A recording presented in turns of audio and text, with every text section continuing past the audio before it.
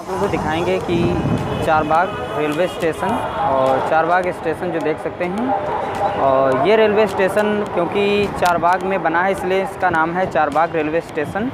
और यहाँ पर देखेंगे कि 11 प्लेटफॉर्म हैं और ब्रॉड गेज यहाँ पर बड़ी लाइन जो है यहीं से है। और पीछे का दृश्य देख सकते हैं, बहुत ही सुंदर, बहुत ही अच्छा लगता है। और इधर एक इंजन रखा हुआ है बहुत ही पुराना, और यहाँ का सीन बहुत ही अच्छा लगता है।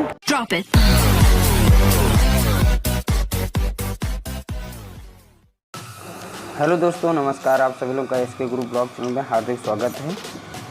आज आप लोगों को दिखाएंगे लखनऊ का चारबाग रेलवे स्टेशन। अगर आप लोगों को वीडियो हमारी अच्छी लगे तो वीडियो को लाइक ज़रूर कर देना है। अगर आप हमारे चैनल पर नए हैं तो हमारे चैनल को सब्सक्राइब कर दें, साथ में बेल आइकन भी प्रेस कर दें ताकि आने वाले नेक्स्ट वीडियो भी आप लोगों को नोटिफिकेशन के माध्यम से मिल सके।